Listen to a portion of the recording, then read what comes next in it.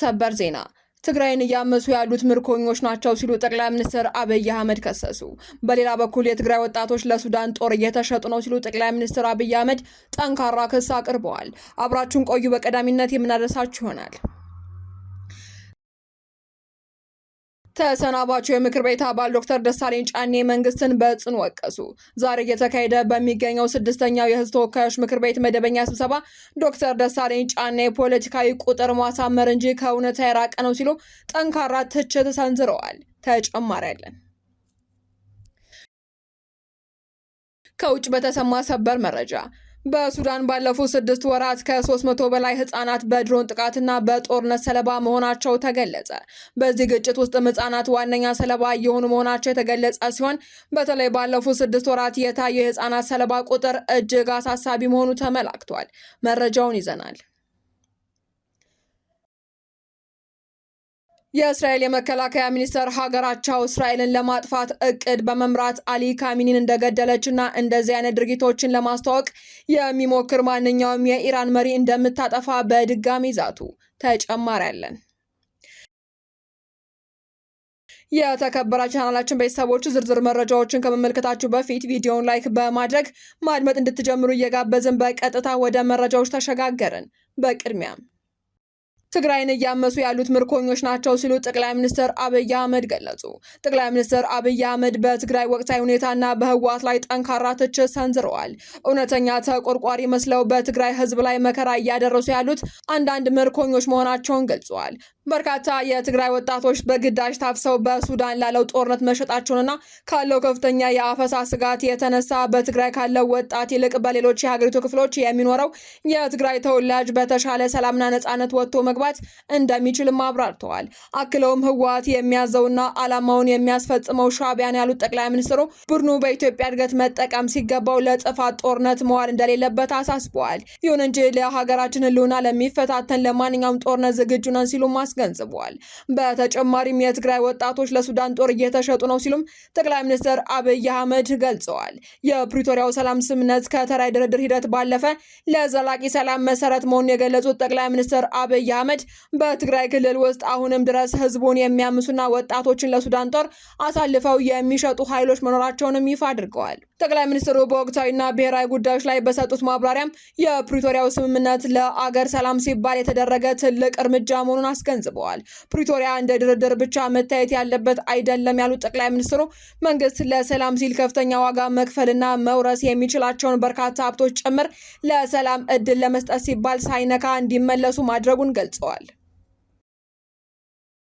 ፖለቲካዊ ቁጥር ማሳመር እንጂ ከእውነታ የራቀ ነው ሲሉ ዶክተር ደሳለኝ ጫኔ ወቀሱ። መንግስት በጦርነትና በድርቅ ምክንያት የዕለት ደራሽ እርዳታ ያጡ በሚሊዮን የሚቆጠሩ ዜጎች እያሉ የሰብአዊ ድጋፍ ፈላጊዎችን ቁጥር ከ20 ሚሊዮን ወደ 2.3 ሚሊዮን ዝቅ አድርጎ ማቅረቡ ፖለቲካዊ ቁጥር ማሳመር እንጂ ከእውነታ የራቀ ነው ሲሉ የምክር ቤት አባሉ ዶክተር ደሳለኝ ጫኔ ለጠቅላይ ሚኒስትሩ ባቀረቡት ጥያቄ ተናግረዋል። በምክር ቤቱ መደበኛ ስብሰባ ላይ ጥያቄ ያነሱት ተሰናባቹ ዶክተር ደሳለኝ ጫኔ መንግስት የመረጃ ማጥራት ስራ ሰርቻለሁ በሚል ሰብአዊ ድጋፍ የሚፈልጉ ዜጎችን ቁጥር እጅግ አሳንሶ ማቅረቡን ተቃውመዋል። በተለያዩ አካባቢዎች ለቤተሰቦቻቸው የሚሆን በቂ ምርት የማያመርቱና ለከፋ ችግር የተጋለጡ በሚሊዮኖች የሚቆጠሩ ዜጎች መኖራቸውን በመጠቆም ይህንን ቁጥር ወደ 2.3 ሚሊዮን ዝቅ አድርጎ ማቅረብ ፖለቲካዊ ቁጥር ማሳመር እንጂ የዜጎችን ህይወት በተጨባጭ የሚያሳይ አይደለም ሲሉም በጠንካራ ትችት አቅርበዋል። ከተለያዩ ዓለም አቀፍ የእርዳታ ተቋማት የሚወጡ መረጃዎችን የጠቀሱት የምክር ቤት አባሉ ተቋማቱ የሚያስቀምጡት ዝቅተኛ ግምት እንኳ ኢትዮጵያ ውስጥ ከ15.8 እስከ 21.4 ሚሊዮን የሚሆኑ ዜጎች በከፍተኛ የምግብ እጥረት ውስጥ እንደሚገኙ የሚያሳይ መሆኑን አብራርተዋል።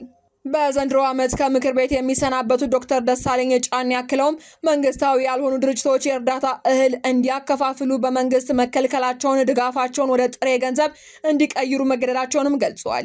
የአሰራርም አሁን ካለው የገበያ የዋጋ ግሽበት አንጻር በርካታ ቤተሰቦችን ለከፋ የምግብ ዋስትና እጥረት የሚዳርግ ነው ሲሉም ስጋታቸውን ገልጸዋል። በማክሮ ኢኮኖሚ ረገድ ከዓለም አቀፉ የገንዘብ ድርጅትና ከዓለም ባንክ የሚገኘውን የገንዘብ ድጋፍ ያነሱት ዶክተር ደሳለኝ በርካታ ገንዘብ ገንዘብ ወደ ኢትዮጵያ ኢኮኖሚ እያስገቡ መሆኑና በማክሮ ኢኮኖሚ ላይ መረጋጋት መታየቱ ይበልጥ የሚያሳይ ቢሆንም የተገኘው ለውጥ የኢትዮጵያንን ሕይወት በተግባር ካልቀየረ ዘላቂ ትርጉም አይኖረውም ሲሉም ተቃውመዋል። የሀገሪቱን ዘላቂ ሰላምና እድገት ለማረጋገጥ መዋቅራዊ ችግሮችን መፍታት እንደሚገባ የገለጹት የምክር ቤት አባሉ የችግሮቻችንን ስር መሰረት ችላ በማለት በጊዜያዊ ማስታገሻዎች ሀገርን ረጅም መንገድ መውሰድ አይቻልም ሲሉ ጠቅላይ ሚኒስትሩን በጥብቅ አሳስበዋል። ከውጭ በተሰማ ሰበር መረጃ በሱዳን ባለፉት 6 ወራት ከ300 በላይ ህጻናት በድሮን ጥቃትና በጦርነት ሰለባ መሆናቸው ተገለጸ።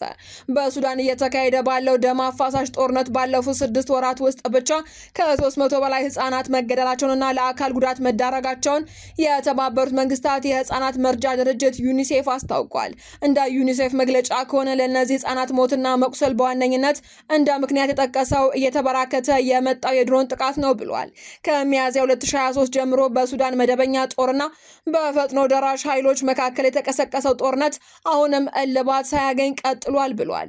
በዚህ ግጭት ውስጥም ህጻናት ዋነኛ ሰለባ እየሆኑ መሆናቸውን የገለጸው ድርጅቱ በተለይ ባለፉት 6 ወራት የታየ የህጻናት ሰለባ ቁጥር እጅግ አሳሳቢ መሆኑን አመላክቷል።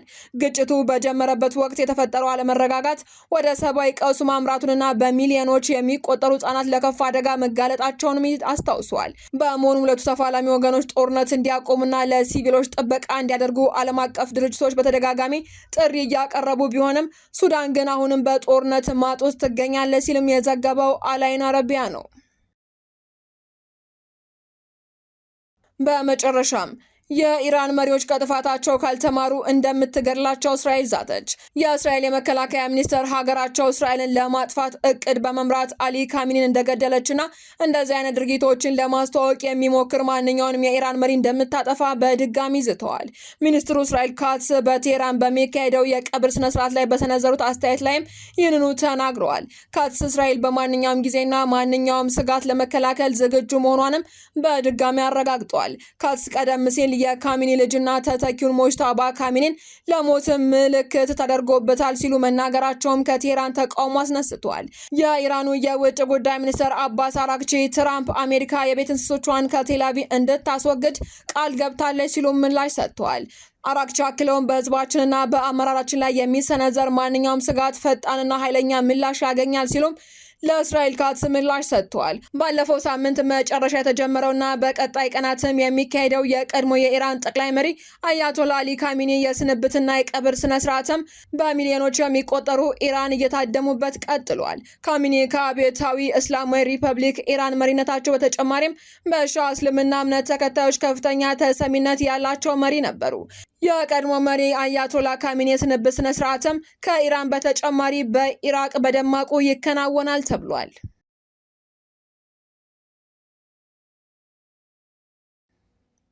ዜናዎቻችን አበቃን። በሰላም ቆዩን።